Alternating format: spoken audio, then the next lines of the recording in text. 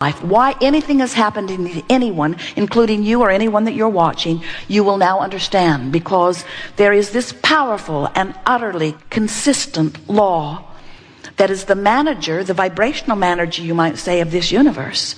And it is called law of attraction. If you understand this, then you'll understand why you feel the way you do about the things you feel the way you do about.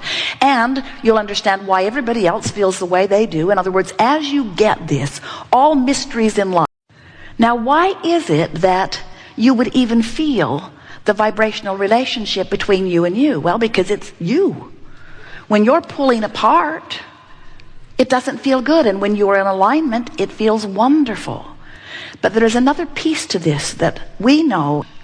Law of attraction is the manager of vibrational frequencies. Law of attraction says when you offer a vibration, things that match that vibration come back to you. So when you're beating the drum of, I don't have enough money, more money cannot come to you. It cannot come because you're beating the drum of something different than what you're asking for. But remember, when you're beating the drum of I don't have enough money, you're asking for more money, and the non-physical part of you has become the vibrational equivalent of more money.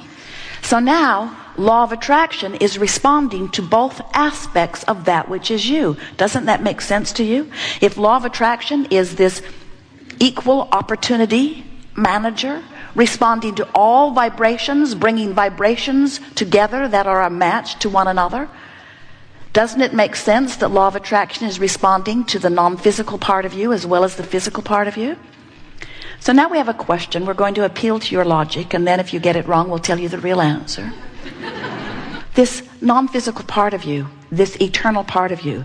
Eternal is a very long word, isn't it? This eternal part of you, this part of you that has been offering vibration for much longer than you understand time to have existed in your time-space reality. This non-physical part of you that existed before you came forth into this physical body, this non-physical part of you that rides the rocket of desire and becomes the further extended part of you. This non-physical part of you, law of attraction is responding to. And then there's this physical part of you. Perhaps Esther's voice intonation has given it away. Which part do you think law of attraction is responding to in the most powerful way? This eternal part of you, or this part of you that is physically focused right here and now? As you have become through the life that you've lived, law of attraction is powerfully responding to this point of attraction. And what that does to you is it gives you a sensation of momentum, and it's real. It's sort of like a raging river that is flowing in the direction of who you are and all that you want. Can you feel what we're getting at? So as this river is flowing, and it really is, every time you know what you don't want and you ask for something more, you make the river go a little faster. So you, through your physical experience, have caused your river to go faster and faster and faster and faster. The question that this workshop wants to ask and answer is, are you keeping up with the stream that you've set forth? Or are you even going in the direction of what you're asking for? And then we want to say to you, and this is the most important part of all of this, nothing that you want is upstream.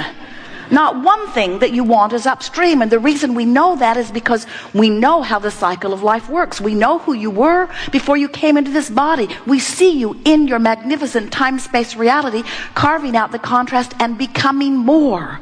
You got to keep up with you or you don't feel good. So when that person has made you feel angry and you are holding this resentful grudge at them because you felt good before that happened and now you feel bad, and you know if they had just behaved differently you wouldn't be feeling bad, we want to say to you, you're giving your power away by giving them the credit or the responsibility or the blame for the way you feel. Because first of all, you can't control all of them. You try, it's not working out very well. Have you noticed? You cannot control them, and the more you try, the more you realize the impossibility of it. In your focusing upon what's wrong, you hold yourself apart from what is right. And as you hold yourself apart from what is right, and by that we mean apart from that which you have become, you will never ever feel good. If you don't go with that which life has caused you to become, the stream beats you up. If you do go with that which the stream has caused you to become, you have the ride of your life. It's like riding on the edge of the surfboard at the highest peak of exhilaration. When you feel the power of universal forces with you, moving in the direction of all that you are and all that you want, there is no greater feeling of exhilaration or passion than that. And when you don't let yourself go, there is no greater feeling of discomfort than that. So, sometimes we see you. You're living your life, and your life helps you to know that you want more money. Don't have enough, I want more money.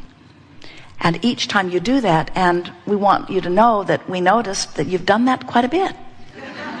Oh, you have put a veritable fortune in your vibrational escrow. So all of this money is there for you, all of these resources, all of this expansion, all of this stuff that you want in vibrational escrow, not just waiting for you, but being tended by the broader part of you who is calling you incessantly toward it. So when you hear the call of Source and you move in the direction of it, you feel the relief or ease of moving in that direction. But when you stubbornly, because you've learned it from others to be valiant and virtuous and try hard and struggle, get hold of those oars and paddle in opposition to it, you feel the discord within it. And so we notice you are beating the drum. I don't have enough money. I don't have enough money. I don't have enough money. I don't have enough money. I don't have enough money. I don't have enough money. I've never had enough money. I can't remember ever having enough money. I cannot ever remember of having enough money. I hardly know anybody who has enough money. I hardly know anybody who has enough money. I hardly know anybody who has enough money. Oh, that bugger over there's got plenty of money. Probably inherited it. Probably dealing drugs. I don't have enough money, I don't have enough money, I don't have enough money, I don't have enough money. What we want you to understand is that in that vibrational attitude, and we have exaggerated it only slightly, in that vibrational attitude, you cannot be the receiver or allower of the money that's all queued up for you. You have to find a way to feel different about what is. And that's the tricky thing, isn't it, about being human with all of this reality around you. Reality is so blatant. Reality is so in your face. Reality is so easy to observe and easy to comment on. And in all of that observation, you keep it active as it is. And when you're keeping what is active, your preferences that have been born out of what is can't be realized by you, because you're not a match to what you want, you're a match to what you've got. Now sometimes what you've got is what you want. We see that. You have lovely relationships in many cases, and beautiful families, and so many wonderful things in your life. And so all of that, observing what is in an attitude of appreciation, just cues you up for more like that. But when something in your life is bothering you, and you feel compelled to express it, to explain it, to struggle within it, all that happens is that observation, that conversation, keeps active within you a vibration that prevents you from going in the direction of what you want. And that causes a vibrational discord within you that feels like negative emotion.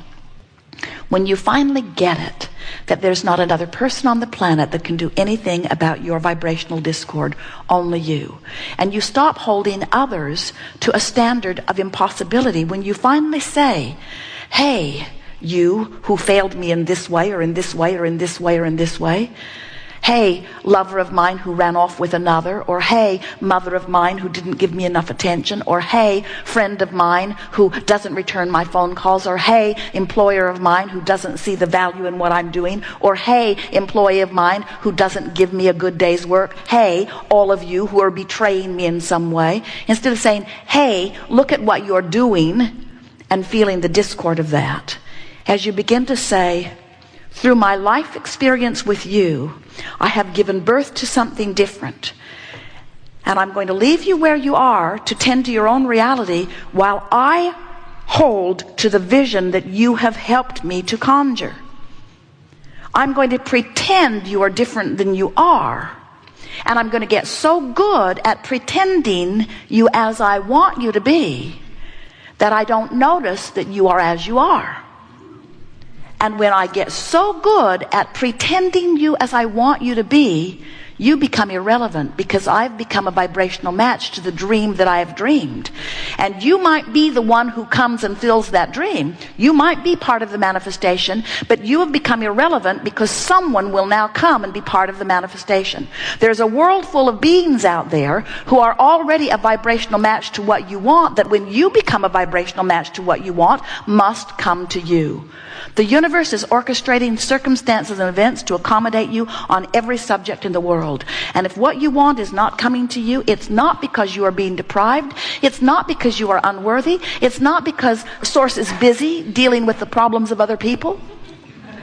It is that you are a vibrational mismatch to what you're asking for.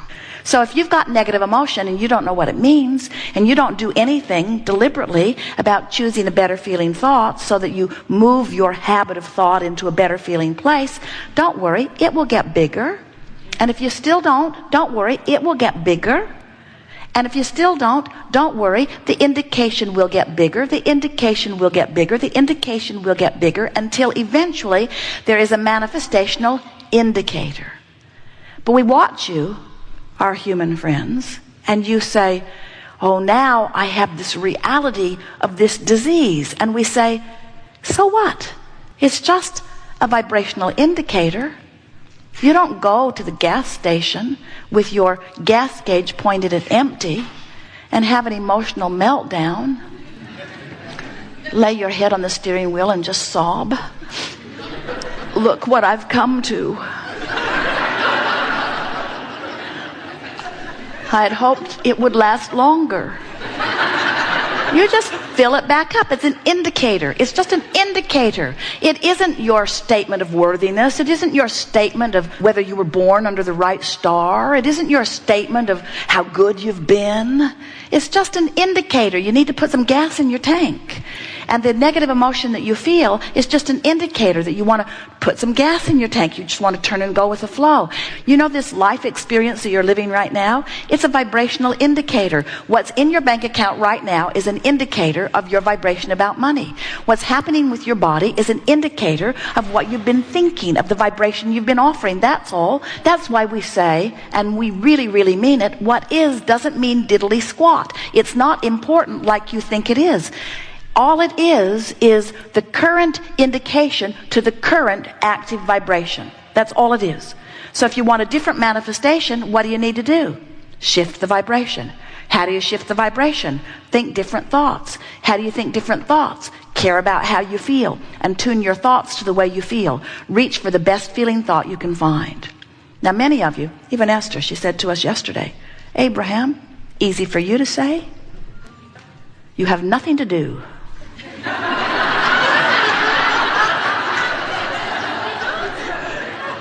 And I have a big list. And we say, if you let what is set the tone of your vibration, then your life cannot improve. If you let your desire to feel good set the tone for your vibration, then you will more consistently allow yourself to go with the flow, and life will just get better and better and better and better and better for you. And as you consistently do that, every manifestation in your life will become the equivalent of your brightest of dreams, of your greatest of hopes, of your purest of desires. You will become a vibrational, manifestational example of the being that you were born to be. So, we are eager to talk with you about anything that is important to you. Nothing is off limits or out of order. You will discover a perfect unfolding here. Sometimes someone else will ask your question, and you will hear the answer even easier if you're not sitting in the hot seat. Sometimes a basis of what you want to know will be laid out before you come to the chair, and in most cases you won't be called to the chair. But your questions will be answered just the same. Because you have to remember, your life experience has put those questions, those desires for solutions, into your vibrational escrow. And so we've heard your questions, we know where you are, we know what you want, and we're going to answer them all today, whether you sit in the chair or not. So relax with that expectation, and let's begin. Begin right here. You are the one.